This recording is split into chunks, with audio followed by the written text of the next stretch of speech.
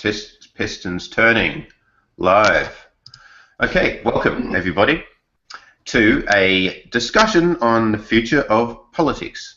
This is a Future Eve panel, so I might as well just discuss a little bit about Future Day, which is tomorrow in some parts of the world. So yes, we all have aspirations. Yes, we are all too often sidetracked in this age of distraction. However, to firmly ritualize our commitment to the future, each year we try to celebrate, or we do. No, yes, we do celebrate Future Day, seeking to address the glorious problems involved in arriving at a future we really want.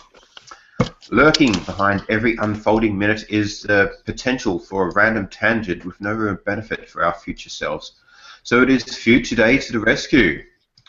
A day to remind us to include more of the future in our attention economies and help us procrastinate being distracted by the usual gauntlet of noise that we run every day. We take seriously the premise that our future is very important, the notion that accelerating technological progress will change the world. Deserves a lot more attention than that which we can be gleaned from other days of celebration. So let's remind ourselves to remember the future, an editable history of a time to come, a future that without our conscious deliberation and positive action may not be the future that we intended. Welcome James Hughes. Welcome Steve Fuller, and welcome David Wood. I'm Adam Ford, your host. We're talking about politics. So to kickstart the discussion here, we have a few sort of talking points. There's been a few political struggles on the wider political spectrum there. There's been like a lot of postings about Trump's antics in the political arena. So while we do want to talk about the future of politics, let's talk about present politics first. Does anybody want to jump in there and discuss their thoughts and feelings towards the current political situation in America? Well, I think this isn't just a present-day thing. This is a possible foretaste of more to come. The big trend is, first of all, that more and more countries of the world the electorate are seriously considering electing into office or electing into positions of power positions, people or parties that formerly would have been beyond the pale. So we've seen that in Greece with Syriza, we've seen it in the UK with the new leader of the opposition party here, Labour, who is far beyond who normal politicians would have expected to be in that position, a person called Jeremy Corbyn, and we're seeing it in America with Donald Trump, amongst others. I think that this is a sign that mainstream people are increasingly alienated. It's a sign of the faster pace of change. It's a sign also of the power of social media and the ability of social media to make things change more quickly than everybody's comfortable. So I think that what we're seeing with these instances is possibly part of a bigger trend that all of us who are concerned about the future need to consider what's actually going on. But it's not just a matter, I think, of the extremism, but I think there's also an issue of the kinds of politics that are being expressed. And I think in any mature democracy, you have four natural political positions. You have the social democratic left, which are liberal on social and cultural issues, and, well, in American sense, to the left on economic issues. You have the traditional right, who are conservative on both of those things. And then there should be somebody representing libertarians who are liberal on social and cultural issues and conservative on fiscal, trade union, those kinds of issues, and someone representing the populist right. And in the United States, because we have a first-past-the-post system that's even less flexible than the UK's, we have not had the development of other political parties in any significant way. So we just have the Republicans and the Democrats, and they have more or less excluded those libertarian and right populist voices. In places like France, you have Le Pen or various examples, the liberal parties of Europe as examples of a kind of quasi-libertarian party. And so I think one thing that Trump represents is the empowerment and giving voice to a kind of right populism that we have not seen for quite a while, and that is potentially proto-fascist. I mean, as with Le Pen and the hard-right parties of Europe, they are potentially proto-fascist. Not to say that Trump is, but it could go that direction. So there's both the kind of politics and the extremism, which is obviously, with Bernie Sanders, this could potentially be an election between a socialist and a proto-fascist. Can you hear me? Yes. Okay.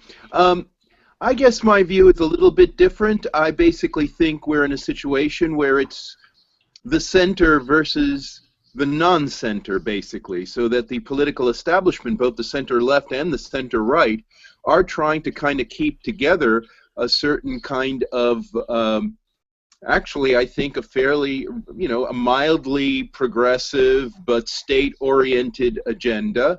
I think that's true certainly across Europe, and in the United States as well.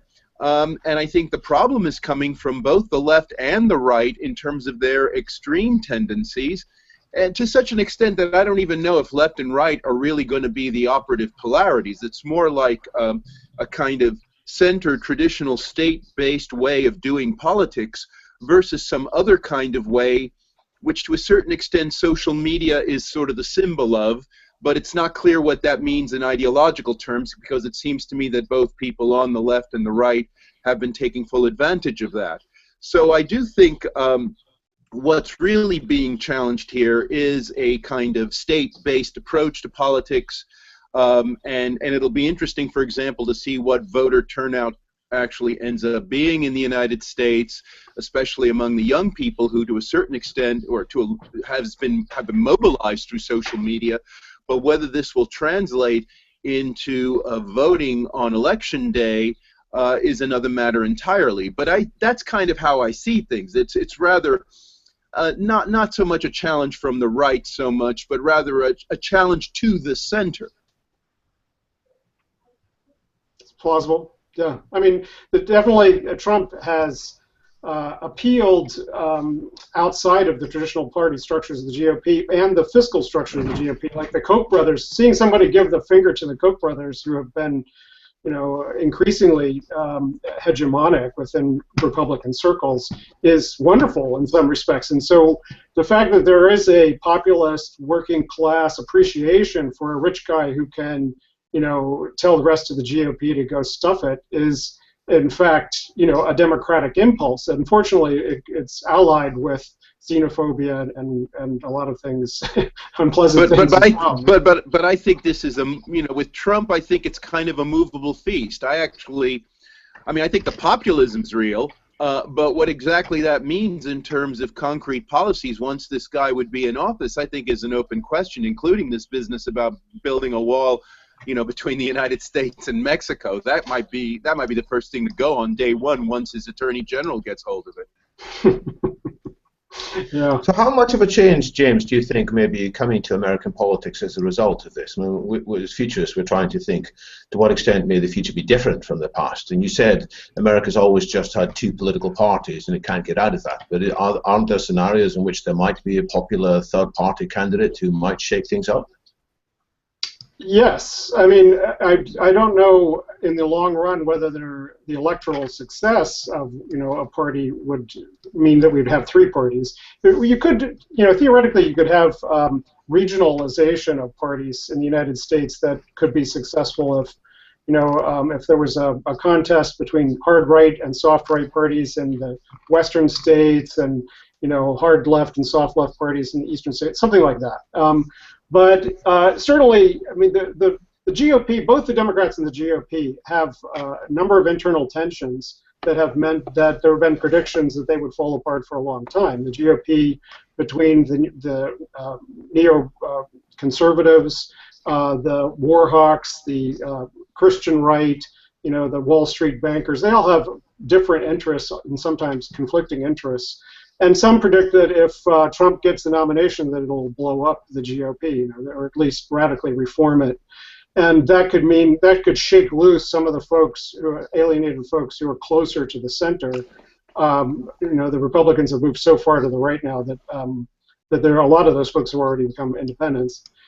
Similarly, I think that the revolt against Hillary Clinton represents that the majority of Democrats, of self-described Democrats, are unhappy with the center, as Steve would put it, unhappy with the Washington-dominated Beltway, sleaze that they think Clinton represents. And whether Bernie gets the nomination or not, I think that it's opened up, made evident the huge rift between the progressive base of the party and its dominant politicians. But I mean, but the point is, this is, I think as James was alluding to, this is America's seen this kind of activity before, especially on the part of the Democratic Party, and yet these parties continue to survive. I mean, America actually has a very strong party structure. I think at the moment, I think the Republican Party is the party that's really up for grabs if Trump gets the nomination, as he seems to likely to get. Yeah, I mean, I think, to be honest with you, I mean, I don't know how much you want to go into American politics, but if, let's assume Trump gets the nomination, and let's say Bernie Sanders ends up leaving the race, as it looks like, that's my guess. I think the big issue in terms of whether Hillary Clinton can win will be whether Sanders actually enthusiastically endorses Clinton and encourages his followers to vote for Clinton, or you end up with a situation like in 1968 in the United States, where Hubert Humphrey, was, LBJ's, I mean, I don't want to go into all the history, but Hubert Humphrey is a kind of Hillary Clinton-like figure in many ways. A person who's very progressive but has a lot of baggage. And there was this guy in the beginning, Eugene McCarthy, who was another kind of academic turned politician, maverick person who actually got a lot of primaries in the beginning of the 68 Democratic nomination. Humphrey beat him at the end, and McCarthy was very lukewarm, and all these students who were supporting McCarthy just basically didn't vote, and Nixon won narrowly in 1968. Okay, and this could happen again this year. I mean, depending on how Sanders reacts to a loss. Even if Bernie does endorse Hillary, I'm sure he's not going to run against Hillary or continue any kind of antagonism. But even if he does endorse her, I think there's a problem that because Bernie has been so much more successful, he's energized a base who are now focusing their guns on Hillary and her faults in ways that are doing more to weaken her than I think anyone had anticipated. And this is what McCarthy did. McCarthy did this to Humphrey, I mean, in '68, right? Because of the war issue. Right. Yeah, but at the beginning we were saying that, it's going to be terrible for Hillary to not have an opponent in this race because then people won't pay attention to the debates and she won't get toughened up a little bit and now they're saying, oh my God, this is the worst possible thing that could happen because Hillary's being made to look, On the other hand, to have a socialist run against you, it kind of takes defangs the right's critique, because they can't as easily say Hillary's a socialist. It's like, no, that's the socialist. He hates her, and this is why. So, like earlier, I mean, people were suggesting that, so if Bernie Sanders does leave the race, his presence would sway Hillary's position a little bit more to the left. Do you think that's still the case, or do you think that that's not the case now? Go ahead. Go ahead. Well, I don't think substantively there's that much difference actually in the positions. I mean, if you look at them when they're debating, they're really debating over, I think, relatively small points when it gets down to it. It's interesting, though, the rather different kinds of bases they have politically, but I think ideologically they're actually not that far apart. I guess that's right, and I think, but one of the big questions is getting people to the polls and getting them enthusiastic about the final election. That is going to make a huge difference in this, and I think that in that I would give the upper hand to Trump. Now, Trump has a huge set of negatives. 60% of Americans say they wouldn't vote for him. So, just on the face of it, he could never win. But on the other hand, his supporters, I think, are going to be far more rabid than any group of supporters of Hillary have been. That's true. That's true. That's definitely true. And there are young people there, too. That's the other point. There are young people supporting Trump. Yeah. So those of us who've got transhumanist sympathies, those of us who want to see an adoption of radical technology to enhance lives remarkably, are any of these political figures likely to take us there more quickly than the others? Well, you know, as Steve has already alluded, I don't think Trump has serious policies, and so who knows? You know, it could be that he turns out like Modi in India. You know, I thought, oh my God, this right-wing populist is taking over, and it could be, you know, Hindu fascism.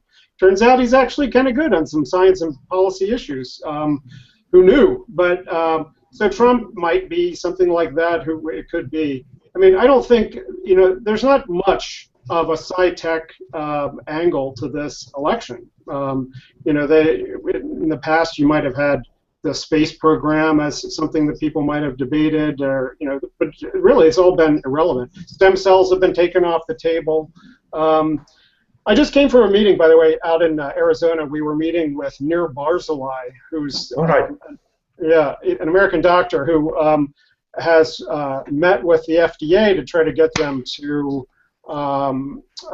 approve an anti-aging study of metformin, the diabetes drug, and they have given a positive green light to something that they've never done before in the history of the FDA, which is to say you can do a study that has multiple disease outcomes as its target, and you know, in this case, stroke, cancer, and other things that are diseases of aging can be the target of this metformin study. Now, it's not quite kind of legitimation of anti-aging medicine, but what part of our discussion was, you know, what are the options for getting future innovation through the FDA? In the case of transhumanist stuff, a lot of our stuff would have to go through the FDA. And of course, there's the traditional libertarian, just blow it up or go around it, or DIY bio and things like that, which is all incredibly regressive. And you know, whenever I hear someone say, you know, that kind of stuff, you don't have to look far for the times when the FDA has not been sufficiently regulatory and people have been hurt by various kinds of medicine. I mean, hormone replacement therapy probably harmed a lot more millions of women than it ever benefited, and we just didn't know because we were insufficiently regulatory. On the other hand, there's the position of we should give more money to these regulatory agencies so that they have the capacity to do the kind of research they need to do. And I think that that's where transhumanists need to be thinking is, you know, do we want to try to end run the existing regulatory state with the things that we propose, or do we want to strengthen these regulatory agencies and yes, streamline the processes and rethink the processes, but give them the capacity to actually do the things we want them to do? And that's a left-right question. In my experience with the regulatory agencies is that there are lots of people there who would love to do the innovative stuff, but they can't get on and do it because they are constrained by this other very important principle, which is avoiding lots of harm coming from misguided tests. And so I'm quite impressed by a proposal to give some of these regulatory agencies more funding so that they can be true to both of their principles rather than just shaving things down so that they are too fearful of radical innovation. I might bring up I think just quickly, Ted. The FDA actually did fund a Weiss Institute program making organs on chips, which would allow for like human cells to be cultured on these chips, not in I guess static environments like an agar plate, but in dynamic, movable environments with blood flowing in, tissue moving around these cultures of cells, such that they'll be able to get to another stage of sort of human testing, which might allow for quicker testing of all sorts of drugs in the future. So it's hopeful. I don't think the FDA wants to be as slow as possible, by the way. So yeah, I think it was kind of unheard of. They really gave them millions of dollars to support the research, which is FDA doesn't usually fund these sorts of activities. I thought that kind of interesting. Donald Ingber, who is head of the research division there on that project, I got to do an interview with him a few years back, and I was quite surprised. I know you have. I mean, I would, Steve. Go ahead. But that's more of a sideline. Well, it's not. I don't know if it, I mean, I'm generally sympathetic with what everyone's saying, but I'm thinking about this in the context of to which political candidate does one pitch this idea? And I actually think, in principle, both Hillary and Trump would be sympathetic to this. However, if one wanted to be really opportunistic about this, I think this could probably be more easily sold to Trump, because of the kind of radical potential and, you know, the way James was just describing it, right? It sounds like, you know, kind of opening up innovation and all the rest of it. I mean, especially given that my guess is that there aren't a lot of pro-science and technology people immediately flocking to Trump.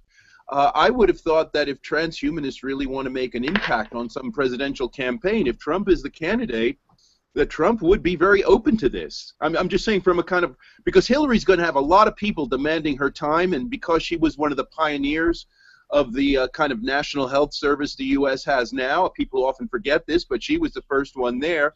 My guess is there's going to be a lot more precautionary kind of angles being played on her than there would be on Trump. It's true. I mean, there is a bill in the U.S. Congress that's probably going to pass called the 21st Century Cares Act, and it does some things that we transhumanists generally would like. One is that it encourages the FDA to make more use of biomarkers. So one of the issues in the testing and approval of anti-aging clinical trials is that you don't want to wait for people to actually have to die as an outcome of the study, because that takes too long. But if you could test, you know, their telomeres or the elasticity of their skin or something like that, and say this means that this person has a biological age of 40 or 50 or 60 or whatever, and use that as an outcome measure, then you could actually do, you know, a couple-year clinical trial of the efficacy of some therapy, and so there are.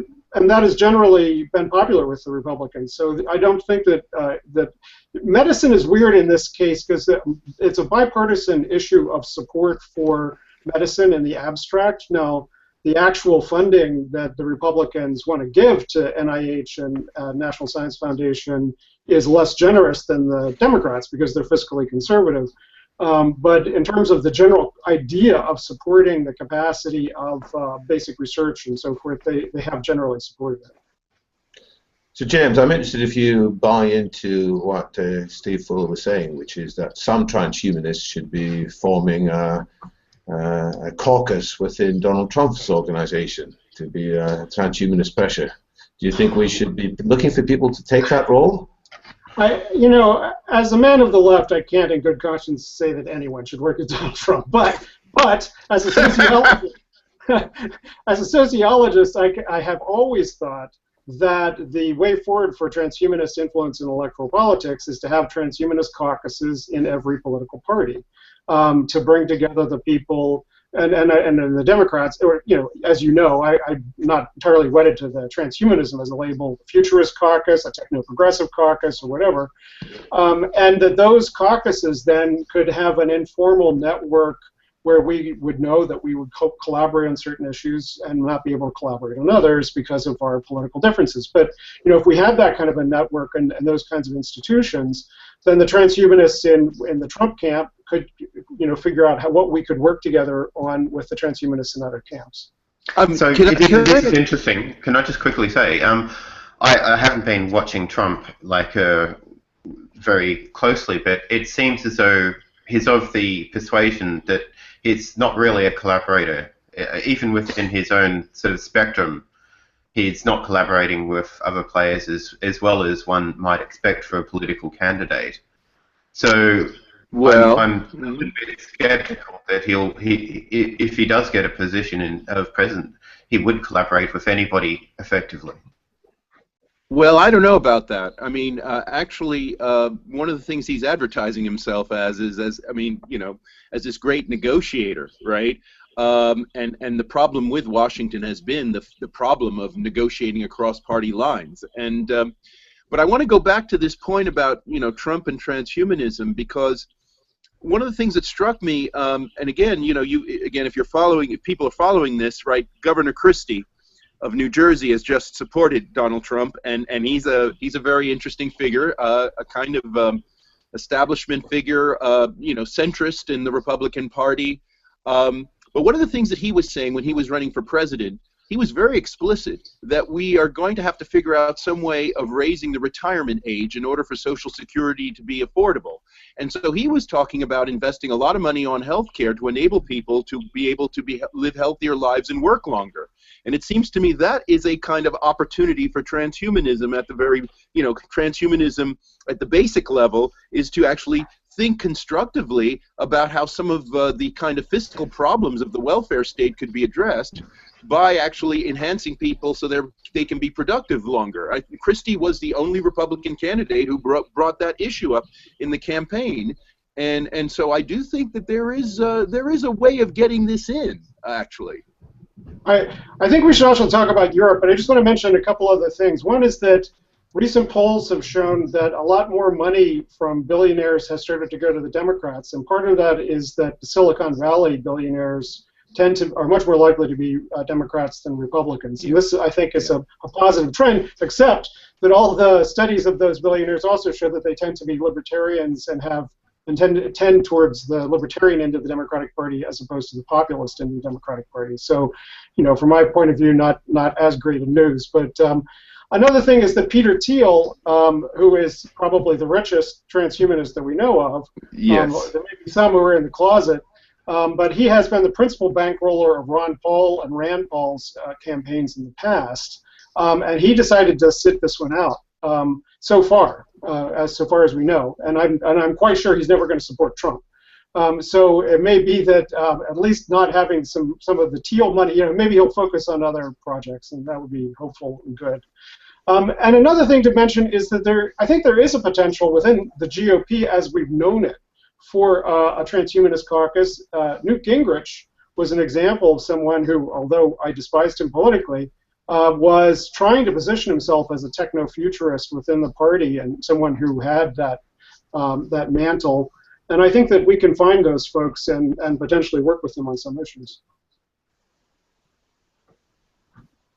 But Europe, I want to ask you guys. Is there going to be a Brexit? What do you think's going on? No. No Brexit. Well, you want to start, David? Well, I think this could change politics in Britain, and the Conservative Party has had this underlying tension over Europe forever, but it's now coming to the fore. The current Prime Minister, David Cameron, is saying Britain should remain in the EU, but his predecessor as leader of the Conservative Party, somebody called Michael Howard, has said, no, we should get out. And his predecessor, because there's been several leaders of the Conservative Party before David Cameron, his predecessor as well, Ian Duncan Smith, has also said, let's get out, So there's quite a strong pressure here, and it could change the political landscape in Britain significantly. I'd be very surprised if it happens at the end. I'd be very surprised. I mean, basically, the Brexit campaign is incoherent. In other words, what does the vision of Britain after Europe looks like? There are so many different people arguing, from many different angles about what Brexit looks like, from both the radical left and the radical right, that you kind of wonder who would be leading the renegotiations of Britain's place in the world were we to leave the European Union. I think, I understand there's going to be a lot of discussion about this and so forth, but I think at the end there's just no coherent exit strategy, frankly. That's my view. So people will, and my instincts are very much along these lines too. And I am a collaborationist. I think that despite all the flaws of Europe, and there are many, it has actually been a great source of peace and stability in the world. And I don't want to do anything that's going to threaten the unraveling even more. When we're living in a time of existential crisis, there may be very strange people elected in America as the president. We don't know. There are certainly strong pressures elsewhere. Europe needs to be in a strong, coherent whole. Now, the counter-argument, as you know, is that Europe is just too full of inertia. It's too full of bureaucracy. It's too big. And even though there are many good people, it's just insufficiently agile. And so, that's the thing that has, I think, some resonance with people, that they prefer to take these decisions locally rather than being dominated. But I think we're going to have a very big discussion about it here, and I think the rest of Europe is going to be watching too, because there are certainly equivalent of Brexiters in each of the countries, and they may want to get their perception, their illusion of sovereignty back. So I think this is a lot of these populists that James was referring to. These populists tend to be very, anti-Europe. And final thing on this before is that I'm still struggling to see, is there a transhumanist angle on this or not? You know, all the answers I've given you are being just rooted in my mainstream background, my pre-transhumanist life or my non-transhumanist life. I can't figure out if there is a transhumanist answer as to where things should go on this. Well, by transhumanist, are you referring to just purely transhumanist or broadly futurist? Because, like, I see them as being a little bit different. Transhumanism is more about human augmentation. But I see Sorry, go on. Well, look, Europe has, the European Research Council. There are all these Europe-level bodies that fund research that have historically been very agenda-setting. So in terms of the way in which the converging technologies agenda got adopted in Europe, it was through the European Union, through one of the framework projects. So Europe has actually been very much, the level at which, if you want to ask the big questions about the future of humanity and the future of work and the future of health and all these kinds of things, Europe's been the place to do that. And I think everyone, even in Britain, which is perhaps, is probably the scientific leader of Europe, there's been a general acknowledgement that Europe's role in providing that kind of platform to ask the big questions and to provide research money for it has been very substantial. In particular, the EMEU, I guess, is based in Britain and would have to move someplace to the mainland if you left. But. No, well, the EU is based in Brussels. No, the EMEU, the the EMEU, the EMEU, yes, yeah, your FDA. Yeah, I mean, do you think that you're right. a Britain outside of, just the hypothetical, I'm glad to hear that you don't think you're leaving because I'm a big EU-ophile and Europhile, mm-hmm. but do you think in the abstract that from the kind of point of view that there is this heavy hand of Brussels regulation on Britain's innovation and you might be more innovative if you're outside of the EU? This is not obvious. Go ahead, David. I'm just afraid that things will spiral out of control. I mean, things will happen that most people didn't particularly plan. It'll just be a surge in popularity. It's a little bit like, why did Jeremy Corbyn get elected as leader of the Labour Party? Most people in the Labour Party, at least in Parliament, didn't envision that at all as a likelihood. But it just one thing led to another. So hopefully rationality will prevail, and these things will be discussed. But there's a lot of resentment. There's a lot of feelings of alienation. There's a lot of people who feel that change is happening too quickly. There's a lot of people think, well, the immigrants are all right in principle. There's just too many of them coming without the constraints, and so as a result of all of these things, rationality may not prevail. Oh, I think it will. I think it will. It did in Scotland. It'll do it here. But I think Adam's question about what the difference is between a futurist agenda and a transhumanist agenda is an important one, which is part of what, I think the efforts around having transhumanist parties, although I don't support that as a investment of our time and energy in the United States, I think what you did in the UK around trying to come up with a transhumanist party platform is an essential exercise that needs to go on with folks in every country to say, okay, what do we mean by this movement idea, this thing that we're talking about? Is it simply that we want to encourage people to have the right to use certain technologies? Do we care if they're egalitarianly distributed, if they're part of national health services? Do we care about the space program? Do we care about foreign policy and immigrants? And if so, on what grounds? Is there any coherent theme between our issues on these things and our issues on others? And I don't think transhumanism by itself actually is a thick enough ideology to have a whole political party on. But futurism, maybe if we could get people together under that banner and start to talk about things, it could frame something out. So my use of the words, a futurist is somebody simply who seriously thinks about the future. It's not just a matter for occasional entertainment and speculation. It's trying to figure out what are the trends, what are the constraints, what are the scenarios. And we should spend more time thinking about that generally than we do about the history or even about the present. So that's what a futurist is. Then there's a radical futurist who is prepared to say it's quite a good probability that many things will be significantly different in the not too distant future. We should put on the table the possibilities for superintelligence and for molecular manufacturing, nanotechnology, and for radical life extensions. That's what a radical futurist does. And finally, a transhumanist is one who says, actually, they want to use this radical technology to enhance the human nature in terms of our individuals and in terms of society. Whereas a radical futurist might say, let's just have some of the gadgetry, let's have a better consumer, let's have a better environment, but leave humans alone if you don't mind.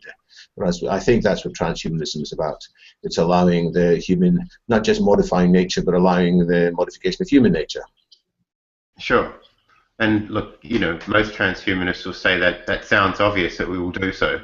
But to the outside world, gaining tractability on a political movement means that you need to appeal to people's senses, people's sensibilities about what the future will look like, without throwing out the actual meaning of the message. So it could be that, like, a futurist party may have transhumanist agendas without actually being in your face about the extremes of them, you know, but also covering a whole lot of futurist angles as well that might appeal more broadly. Well, So let me. it kind of sounds like I'm just trying to smuggle in the you know, the more radical aspects of transhumanism into futurology. In a sense, like, maybe I am, but I think, though, in order for these to get spoken about seriously on the table, people need to be sensitized to these issues. And it's important that there be a positive message for a party. It's not at all clear to me that futurism is necessarily positive in its overall orientation. I mean, it seems to me ambivalent, frankly, right? Because as long as you're going to put things like existential risk and all this kind of stuff on the front line, I can't see how that turns out to be a vote winner in terms as a positive political platform. I mean, in this respect, I mean, I know people don't like to talk about Zoltan Istvan, but he at least accentuates the positive aspects of things in what he's promoting, namely the life extension stuff and so forth. And I think if we had a futurist party, if you're really covering the full range of futures that people are seriously thinking about, a large number of them are in fact very negative or frightening, and it's hard to see how you could get a positive political message out of that unequivocally. Well, I think people do. I think people do like to speak about Zoltanist, and part of it is, you know, his sort of ability and his tact with the social media and things. He's got a lot of connections there. He's very good at politicizing things, and you know, and people like to talk about politics for the sake of it being politics and disagreeing. I get the impression. But he's positive. His message is positive. It might, the transhumanist community may not like it, but he is positive. It isn't always positive. Come on, he is positive. Come on, he talks about microchipping, like, certain demographics, like microchipping Syrian refugees, and he does talk about X risk, and he talks about, you know, and he's a militant atheist as well, and that's not positive. He's a bit of a doomsayer, so this, I don't think he's entirely positive. That's not the main thrust of his message, though, because when he gets in, because he's very interesting. I've seen him get interviewed by right-wing people who would be normally hostile to transhumanism, and he's actually very good with those people in terms of emphasizing positive message. And he even knows how to downplay his atheism when he needs to. I mean, he's actually very good. Talking about his interview with the guy from InfoWars. Yeah, that was hilarious. He was good. That was a good interview. Yeah. That was a good interview. And if you're going to talk about transhumanist politicians in a serious way, and this does go to the point of whether we really mean politics when we say politics, you're going to need to have somebody like him as a front man. Okay, and maybe we're not talking about transhumanist politics in that way. We might be talking about it more as a kind of pressure group, Or, you know, David has talked about the idea of having, you know, transhumanist think tank with policy papers, and then you don't have to worry about having a front man. But if you're having a front man, Zoltan is a good first stab at a front man for transhumanism. Well, I do think we are more of a social movement, and we should think more in terms of social movement politics. We're more like a feminist group, or a group, you know, advocating for animals or something like that. One that doesn't make sense to have a whole political party devoted to, but you can have a political action committee, think tanks, the infrastructures, the caucuses within the parties and so forth, the infrastructure to have the influence that we want to have. Now, I would have said that back in 1980, I would have said the same thing about environmentalism, and then we saw the emergence of the Green parties, and I think they've had a tangible contribution over the years. So it's theoretically possible that, you know, a party in the techno-futurist space somehow, not necessarily transhumanist, but in that space, could represent issues. So I'll give you an example. I think it's a fundamental paradigm shift for both right and left to think about a post-work future. You know, it's very hard to get people on either the right or the left to really talk about this. And so a party that came out and said, look, the robots are going to take all our jobs, and it's okay, and here's what we're going to do to keep everybody fed, basic income guarantee, etc.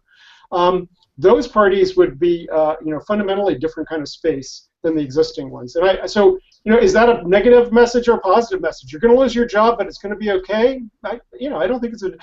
You know, people are worried about future robots, you know, militarization of robots, that we could end up with a Terminator future. If a party came out and said, we take this seriously, and here's what we're going to do to mitigate that risk, I think that that's both a positive and negative message, and one that people might respond to. So how do we fund basic income? How do we fund basic income? Explain that to the ordinary voter. Well, I'm not saying... Don't laugh. That's the question. That's going to be the first question you're going to be asked.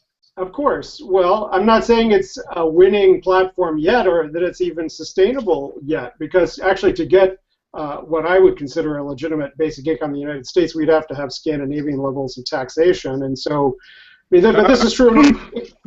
This is true in all the democracies, is that people don't want to be taxed, but they want the benefits of government. And you know, when people say we're going to just replace governance with robots and they're going to figure out what we want and give it to us, it's like, oh really? You know, because I don't think they can figure it out. So my argument on who pays for the basic income is that this is actually a major social project to work out how it's going to be done. It's going to be a big project. It's almost as like the technological project in the first place to create all these robots. That took a long time. So we may not have an instant answer overnight. In principle, there's plenty of things going around. The robots and the corporations are creating enough wealth that there's enough for everybody. In principle, there has to be some kind of redistribution, but it may not be your grandfather's redistribution. There may be other models. People talk about a citizen's dividend or a national dividend, and let's see, and let's do it experimentally as well. So one of the things I think that is a characteristic of some of the transhumanist parties that are coming around the world is saying, let's, where possible, let's try and have an evidence-based approach to policy. Let's do small-scale experiments. Let's see what's happening in the Utrecht, in Amsterdam, and in Finland, where they're trying these things, and let's build on it from there. So we can set the overall direction and say, in due course, people don't need to work at all, and in due course, they won't just get a piddling basic income, they'll get a substantial basic income. And how are we going to get there? Well, let's work it through step by step. And that seems to be a reasonable approach to me. And by the way, in the UK, the Transhumanist Party, which is a separate legal organization from things in, for example, America, it did issue a press release a couple of months back saying we applaud another think tank, the RSA, which is a venerable institution here in the UK. It goes back to 1754, and it nailed its colours to the principle that, yeah, let's explore a basic income. And what they came up with wasn't a very expensive basic income. They said it was almost tax neutral. There wasn't much difference in the overall level of tax because the amount of money that people would get would be very basic indeed. But they said, let's experiment. One of the people behind the RSA, by the way, he's a former political advisor to former British Prime Minister Tony Blair. He used to spend time in number 10 Downing Street. So this thought is moving now towards the mainstream, and I think it was a good thing for the Transhumanist Party to start getting behind that.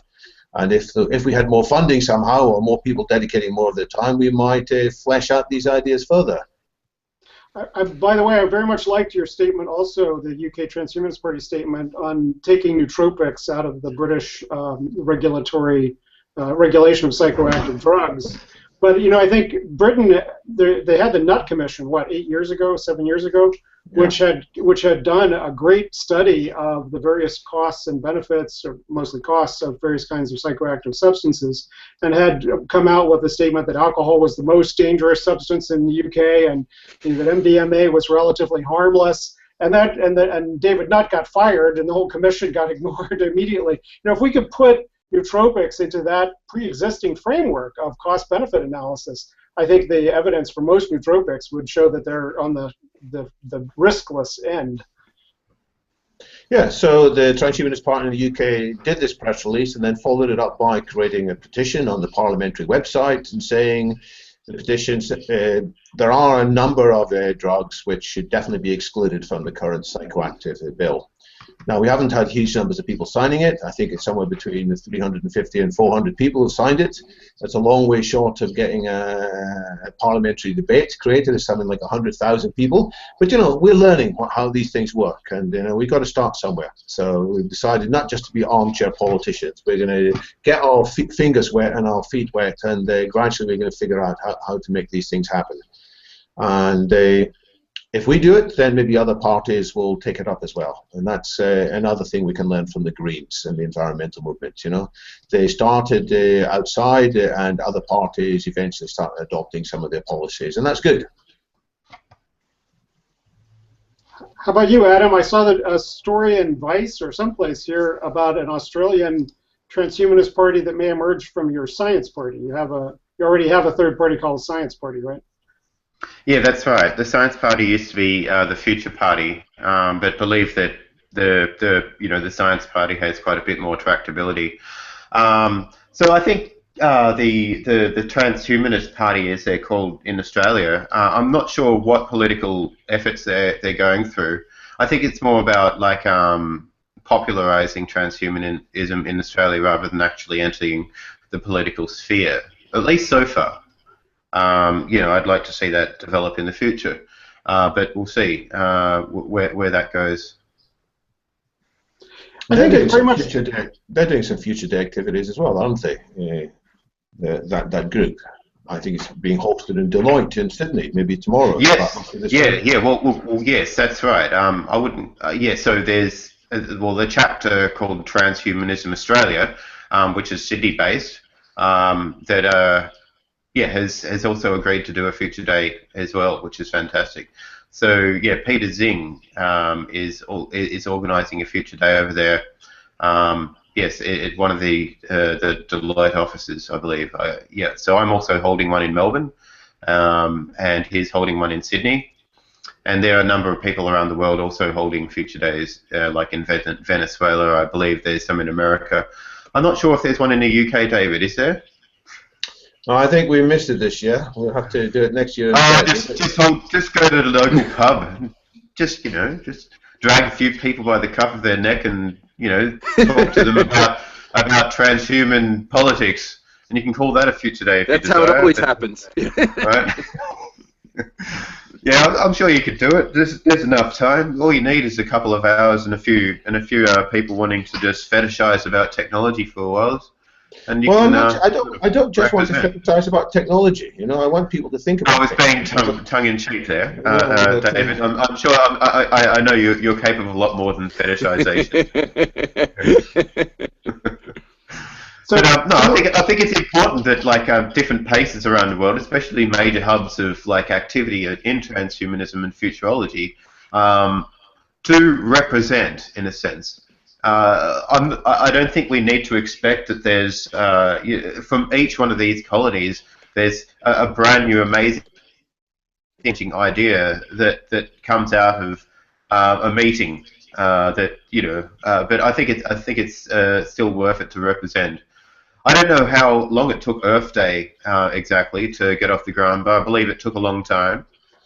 I'm hoping that Future Day does take a lot less time, but it's I think it just does require a lot of agreement, a lot of effort, or, you know, distributed effort amongst different organisations and different people for it to be taken seriously by the wider community. So I think we'd be remiss if before the end of the conversation we didn't talk about China a little bit, because the folks who are at the intersection of science, Trump likes to talk about China. Yeah, science, politics, and technology. China seems to loom large. Yeah. Where do you think it's headed? I mean, I know that Americans tend to be quite anxious about China's rise. But well, just to plug China, China are actually organising a Future Day. And they did that out of their total own volition. They're in Beijing, so you know, they're standing up to the plate and swinging. Yeah, so that'll be kind of good. But I think, yeah. So if China affects their economic muscles, their labour force, do you think they'll have much sway? Do you think they're getting better at innovation than they were in the past? I think isn't the issue regulation? Isn't this what James is worrying about? They have no regulatory policy, basically. It's an ethics-free zone. Right, exactly. and they have very different attitudes. You know, more transhumanist in the sense of being technophilic as opposed to technophobic.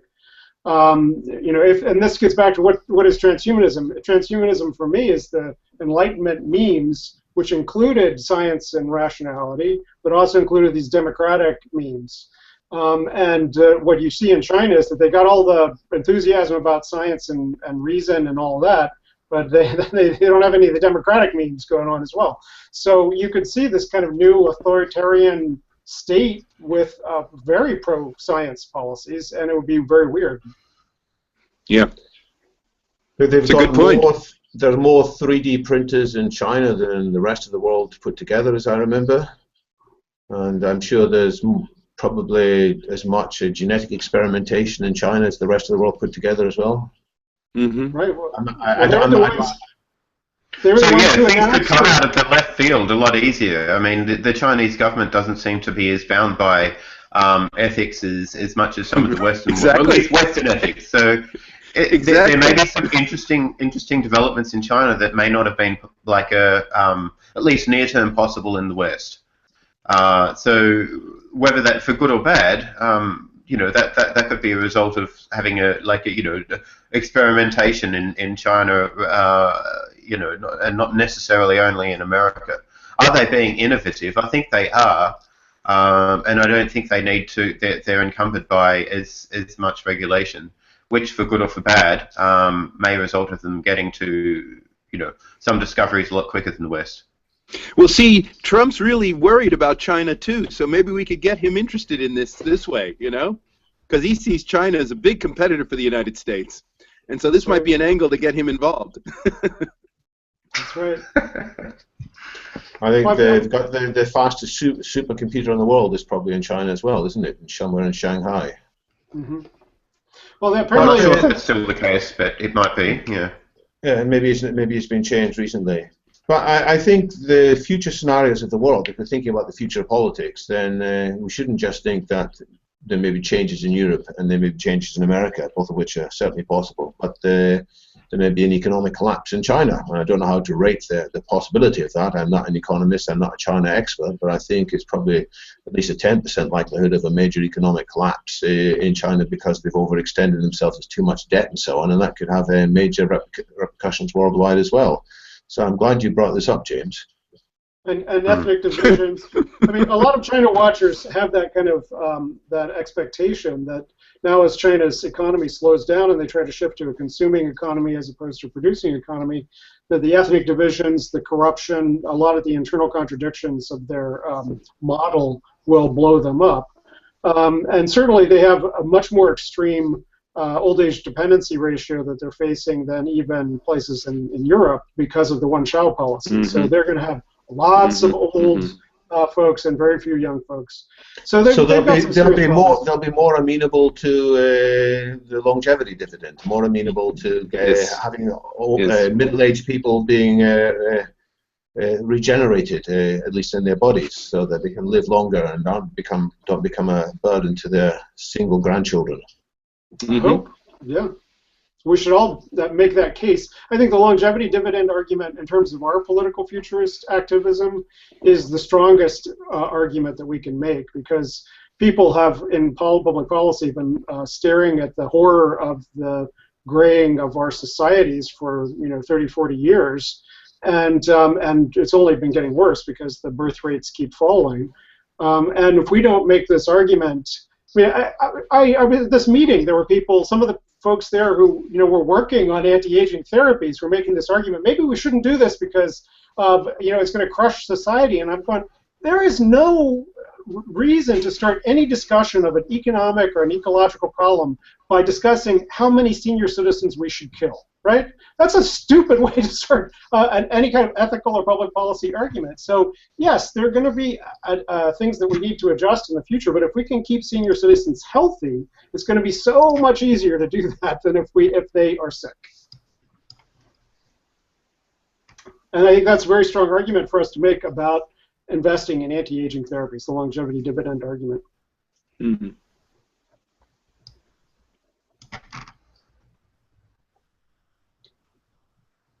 Okay, so one of the points that we were discussing is politicization in futurist and transhuman communities.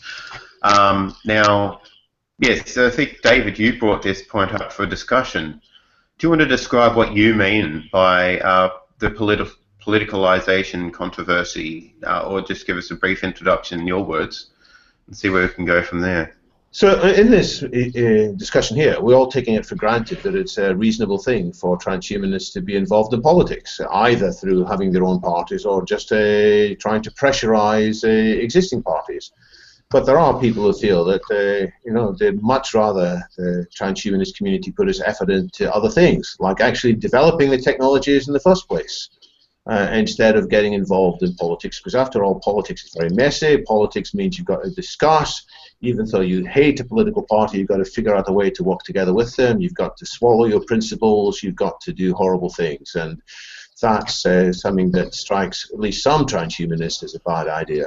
And then there's also the view that you might end up dividing transhumanism more than unifying it by the devil of politics. And so I can see why many people say, let's not get involved in politics at all. And also that technology might just overtake politics, and rather than discussing all these things, we'll just have a much better solution through technology. Well, I don't buy it, I'm afraid. I think that technology isn't guaranteed to solve these problems, and we do need to get the human side exerted. And so I'm trying to encourage many people to think harder about politics and to see that there's a role that they can take place in. But when I think probably all four of us share the view that although politics is messy, we have to engage. We have to engage smartly. We have to find the nice memes, the nice slogans, the nice focus to encourage people to get involved. But we can't give up on this being just saying, well, it's too hard. I mean, from the kilometer high view, I think we have to acknowledge that there are different kinds of politics of transhumanists or futurists, and so they're going to end up in different parties, different places, and that there are some whose aptitudes and interests mean that they shouldn't be engaged in politics. They should be, in a lab, or they should be doing something else, and that's fine. But in terms of those who come to us to ask, I think we all should be able to give our opinion and say, yes, I think you should be doing X, Y, and Z to politically engage. I mean, I would add to this, and I think David has already begun to do this in Britain, is that as political items get on the agenda and are being discussed in Parliament and in the popular media, the transhumanists should have, as it were, an angle on it. That there should be like a transhumanist position on some health bill, let's say, and that should be a regular appearance. So people, people in the media, let's say, get used to the idea that there will be a transhumanist press release on all the various pressing issues that Parliament is dealing with, and so people at least get used to the fact that there is a transhumanist point of view that covers a wide range of issues and isn't just localized to certain stereotyped, like purely futuristic technologies. And policymakers should know that they can go to the transhumanist groups in the UK or any country and get people to be seats at the table to discuss the formation of policy. So, Yeah. you know, for me, one of the bête noirs in my world is the Center for Genetics and Society. They're a nonprofit in California who have for 15, 20 years now been working to oppose new genetic technologies, stem cell therapies, and so forth, on the grounds that this all is leading to a techno-eugenic future that will be bad for women and workers and black people and everything else. And they have $500,000 budget, and they have their seats at the table. When the National Academy of Sciences organized this international consensus group on what we should do about CRISPR, they had a seat at the table, and we didn't. You know, some of the people who were there were scientists who had more or less the sympathies that we would have shared with them, that this should go forward. It may be, yes, we shouldn't be doing it immediately for kids, but eventually it'll be safe. And it came out with a reasonable statement. But we were not there, and our opponents were. Yeah. And it takes time to build these relationships. It takes time to build some credibility. It means that we need to be able to talk on a variety of topics and not just be perceived as besotted on a few very small transhumanist topics. And it's hard work, but, you know, we can learn from each other. This is the good thing that's come out in the last 18 months or so. There are different groups, and we're seeing which policies command some broad transhumanist support, and we're seeing which ones are also politically actionable.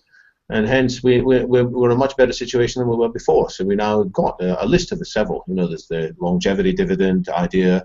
There's the working by one means or other towards a universal basic income. So we don't quite know how it's going to be implemented. And then there's 4 or 5 others that have come into similar situations. So I think we're getting there. And I think if we have this discussion in a year's time, we'll have more under our belt. We'll have more examples we can point to where at least some of us transhumanists have been invited to give our opinions on matters to different think groups. And transhumanism will stop being a dirty, strange word, or technoprogressivism will start to become accepted as, hey, these guys we should include in the broad discussion. And that'll be a useful step towards changing the world.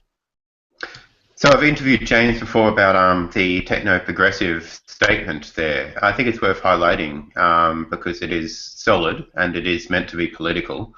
Now, do you want to give just for the benefit of the viewers, a description of what the techno-progressive statement is and what it seeks to achieve, James? And I think you know the most about this, you being the driver of that particular. Well, it was a group effort. I mean, 16 months ago we met in Paris at the Transvision meeting that had been organized by the French Transhumanist Association, and it was an excellent meeting, by the way. They had, for instance, a very frothy session with people from the deaf community to debate cochlear implants and the politics around cochlear implants. And I have not seen folks from the transhumanist community ever engage with some of our most vocal, in this case, not, I guess, vocal sign language, but our most vociferous critics, and that was wonderful. So anyway, in the context of that meeting, we had an international caucus. You know, I come out of the Trotsky version of social democracy, so there was an interest tendency that got organized.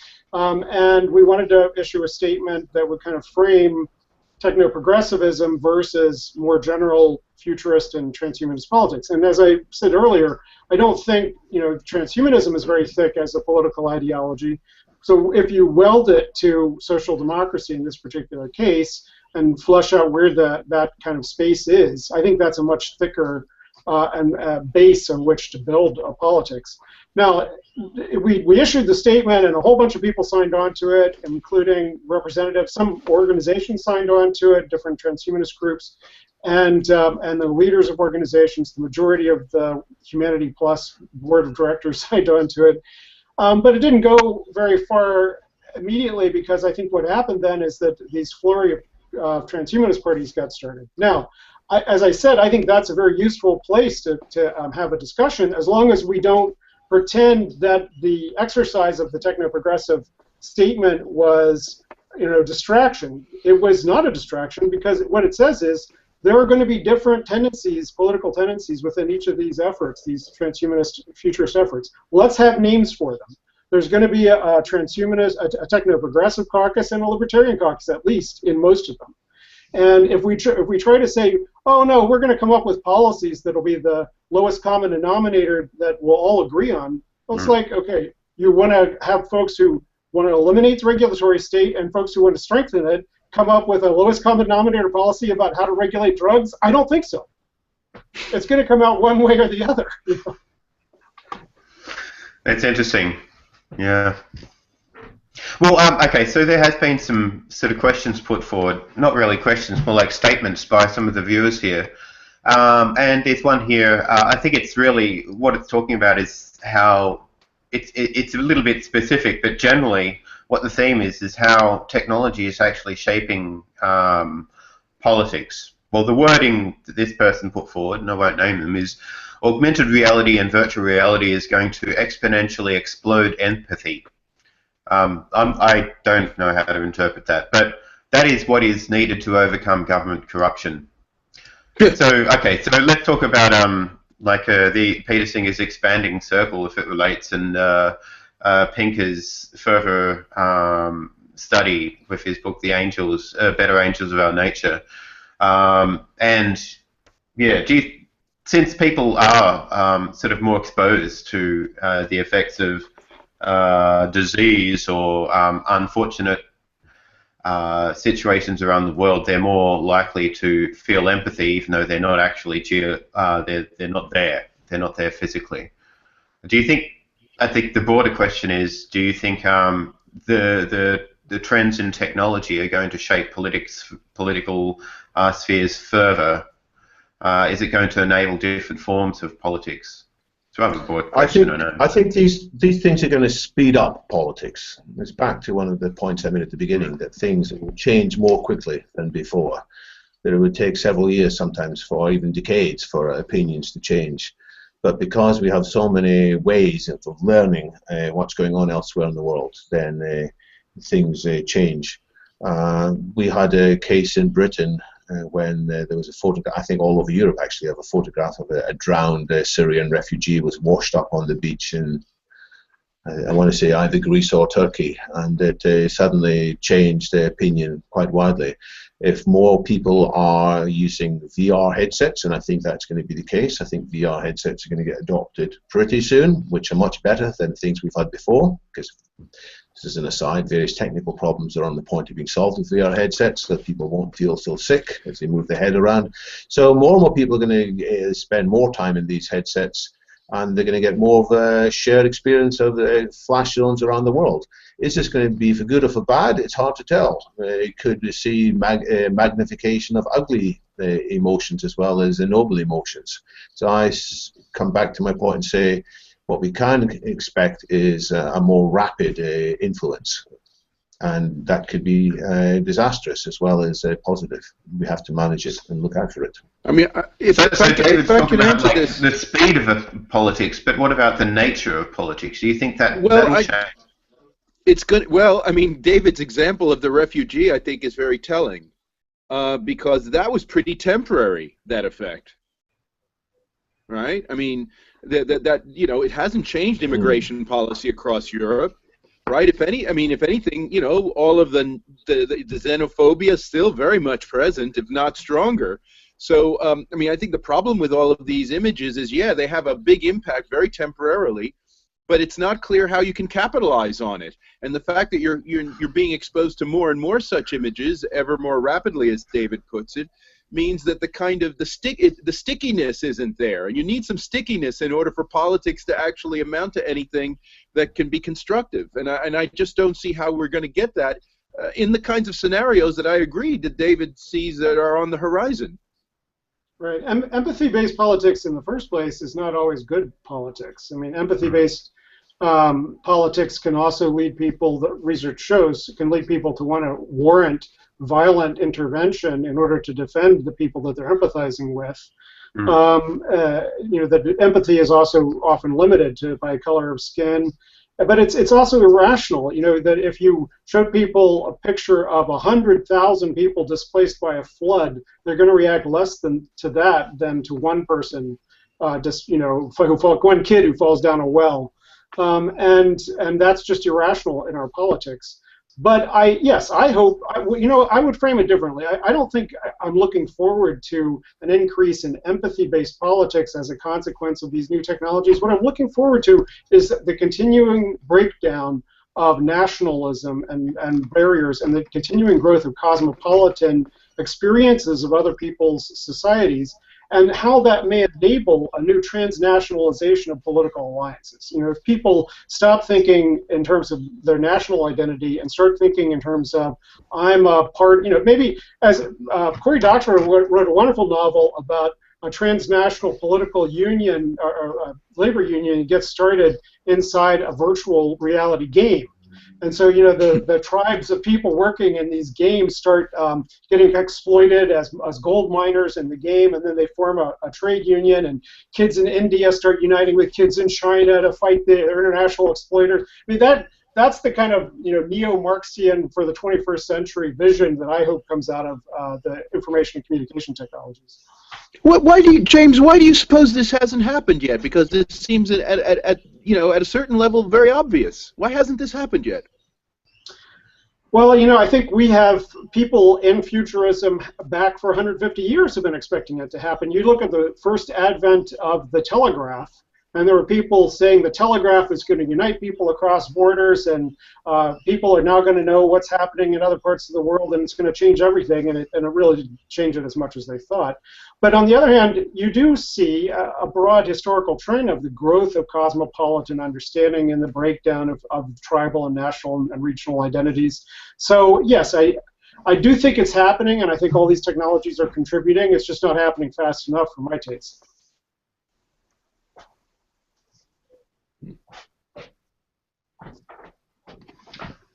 Okay. All right, so the next talking point can be... I kind of got lost in what you were saying there. Okay, so what about transhuman... Okay, another point that was brought up by David Wood was about transhuman definition controversies.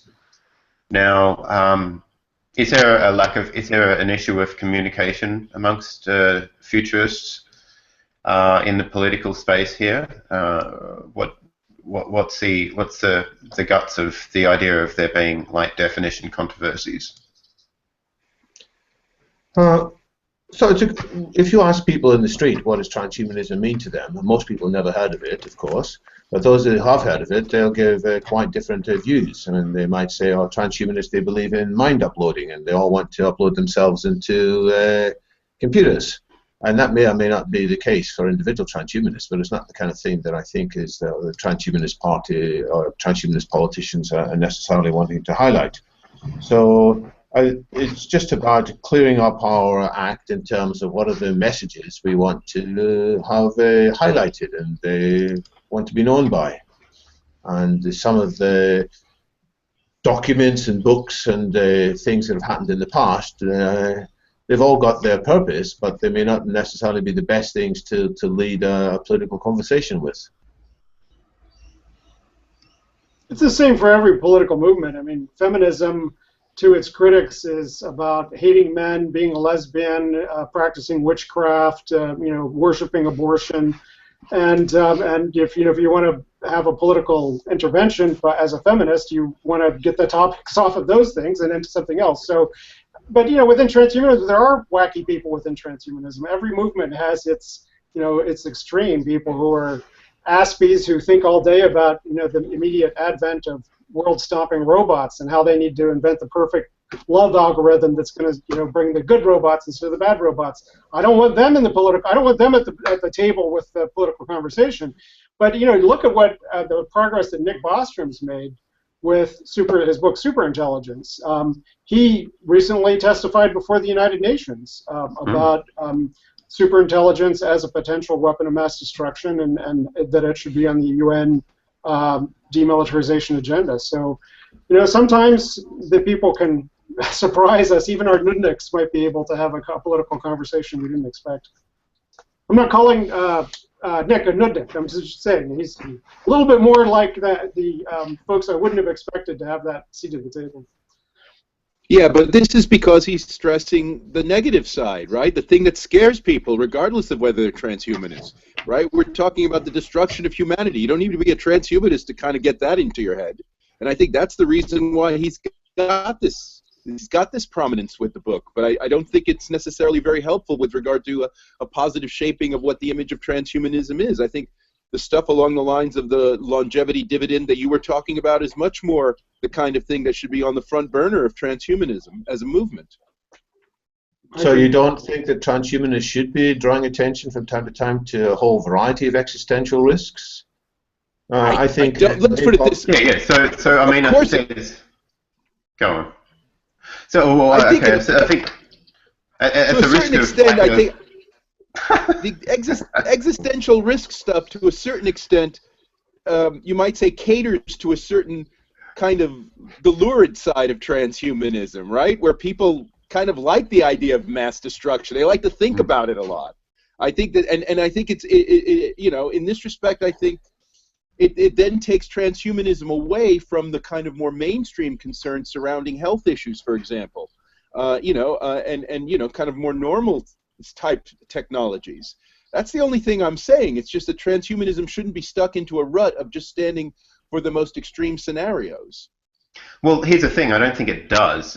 Like, I think that most transhumanists believe that there's a constellation of ideas, you know, in transhumanism or futurology. And okay, so we're labeling this as transhumanism now. But okay, so what I mean by transhumanism really is a broad futurist. But you know, a lot of people look at AI as having potential, a lot of positive potential for the future too, and also a key to solving a lot of the problems that we face. And I think Nick Bostrom talks about those in his book. And Sure. I see a lot of people characterizing it as just being him just being a doomsayer alone, and that being his whole message, which is completely not the case. Whether but it's what gets him to the UN. But it's what gets him to the UN. Right? This is the point. It's what actually gives him the political attention. Right. Okay. But alongside his talk about AI risk was a lot of other risks. I think that was the stage. If we're talking about the same forum, there were a lot of other people talking about other sorts of risks as well. So I think people were primed to actually expect him to talk about risks and not talk about poly. No, I understand that, but it goes back to James's point about, you know, at what tables are transhumanists sitting, right? And it becomes important, let's say, that transhumanists be sitting on tables that are discussing the future of health policy, that kind of thing, not just these kind of existential risk things. I agree. Is there a utopia table in politics yet? It would be nice if there was. We can get David Pearce to come along. I think transhumanists should be known as people who understand the full ramifications of technology, in terms that you know, technologies can do all kinds of things that maybe people weren't expecting it to be able to do. So genetic engineering, you know, it was not that far away from. There's a report that there might be people could become a father even if they're sterile, because we could make a sperm from one of their stem cells. And then, in due course, we can have women giving birth even if they don't have wombs with extra genitals. Anyway, so we are the people who see lots of possibilities about technology, but not just in a naive way, in a full-bodied way, in seeing all the ramifications, including the downsides, including the social downsides, as well as the psychological downsides, as well as the potential environmental downsides, and we, at the same time, can see the upsides. So that is the position we should be seen as people who are drawn into any discussions where it is about the implications of radical change from technology. And we can't just ignore the downsides of this, otherwise people will be less likely to invite us, because they'll have us pigeonholed as naive cheerleaders.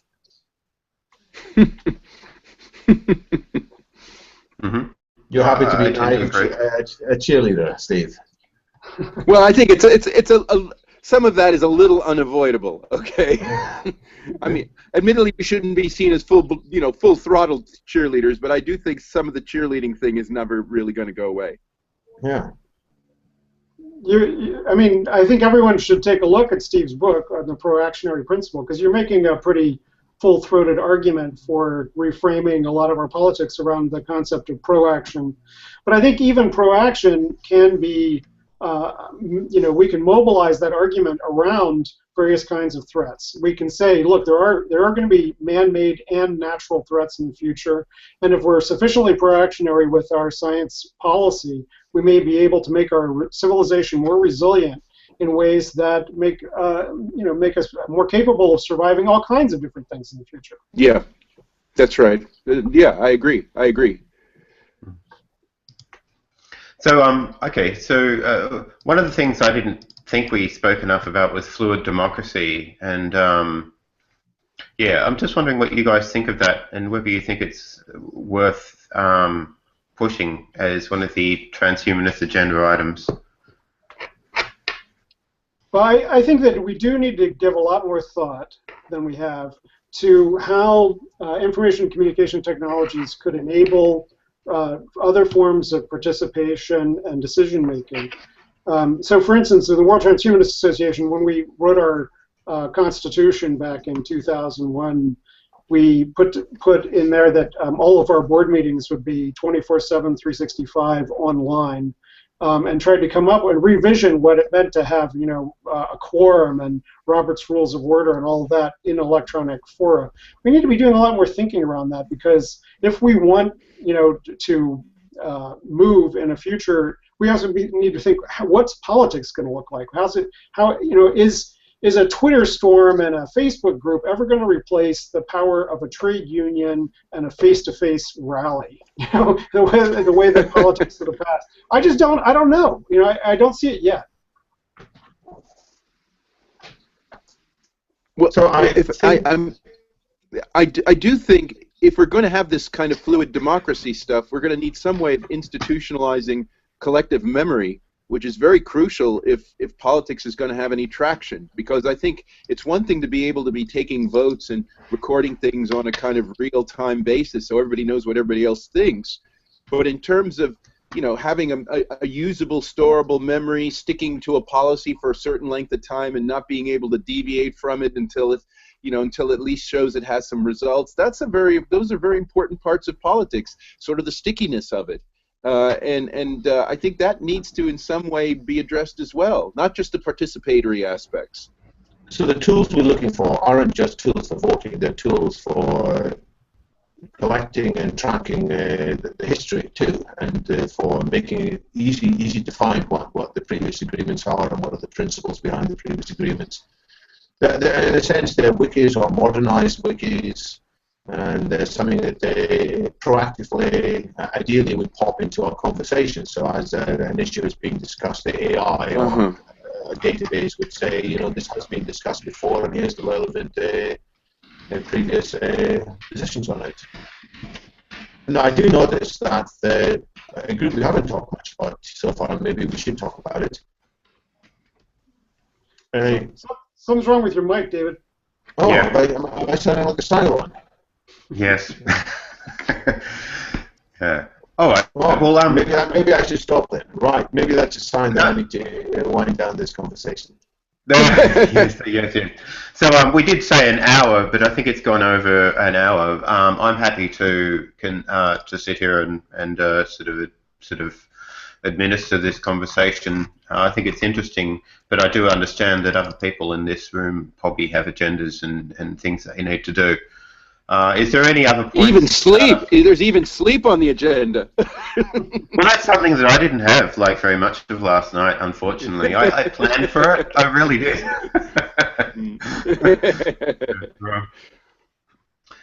Okay. Well, is there any burning points anybody wanted to have a group discussion about before I move into the phase of each of you giving a takeaway point for viewers at home to think about? Let me try again, if I'm not too Cylon-esque in my mic. I can still understand you. It's just you sound like Cylon. I want to mention the Transhuman National Committee of the US, which is being led by a number of people, including David Kelly. But they are trying to do some of this fluid democracy via a particular tool, which I think is UNU. I may have got it wrong. And they had a meeting online, I think, in the last 24 hours. So I want to learn from them. I want to hear how well they got on with that tool, and if it's working, and they're backing it up with a wiki as well, then it's something that other groups can copy and be inspired by. Mm-hmm. Yes, and David Kelly was worried about there being a segment within the Transhumanist National Committee, and that some of he claims that libertarians seem to be a bit isolationist. I'm not sure what the background is there, since I haven't been following it. But yeah. Well, yeah, politically they tend to be. Yeah, politically, yeah, it's true. Politically, they tend to be isolationist. Yeah. Mm-hmm. If you don't want to have a lot of expenditures on militaries, then you don't want to be sending them all over the world being the world's police. So for Americans, exactly. Yeah. Yeah, I mean, I guess my point, I think we all should think about being politically engaged, but I think that generally people in our position at the beginning of an ideological movement, I still think it's very early days for transhumanism as an ideology. We rarely end up being the folks that have that get on the podium at the end. And so what we should be trying to play is identify and work with existing institutions that may eventually lead to creating the kinds of institutions that we want to see. So around politics, as I said, I think most of us should be thinking about caucuses and interest groups within existing political institutions that could eventually lead to the kind of changes in party platforms or the actual creation of new parties that would really represent the kind of things we're talking about. So should I give us a wrap up point too? Is this the time? Is this what we're doing now? Mm-hmm. You might as well be. Okay. Well,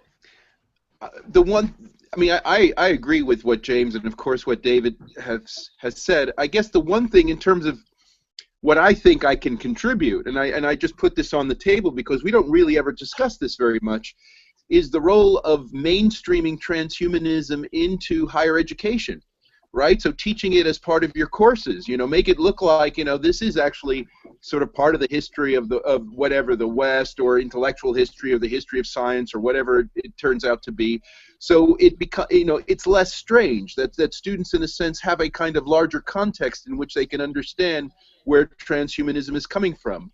And so I do think there's a sense in which transhumanism also needs to be curricularized, especially if we're talking about playing a long political game where it's going to be the next generation of people who really are able to cash out the claims we're making now.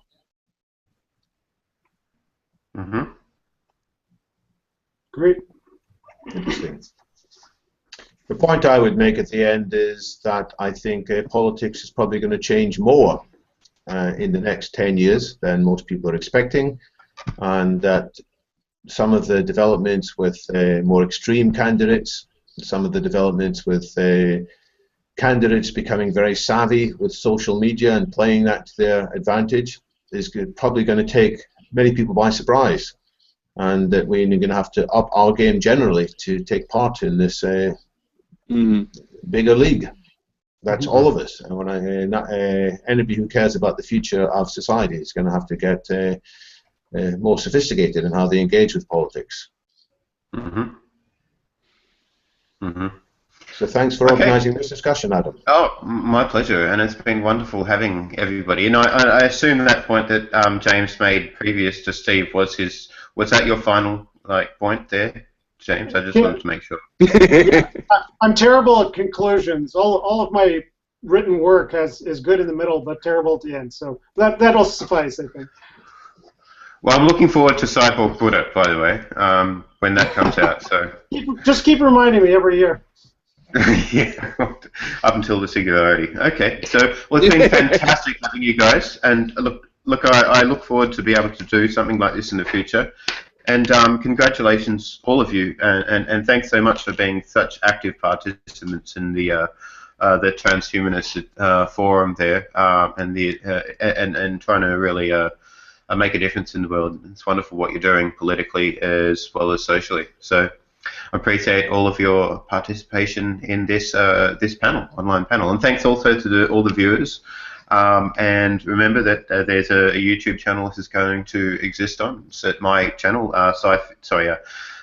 YouTube/The Rational Future, and you can subscribe to that and expect to get plenty of updates with interviews with futurists and videos of lectures on all sorts of things related to science, technology in the future. So yes, thanks very much, and I'll just end here. Cheers. Okay. Bye-bye. Bye, everybody. Bye.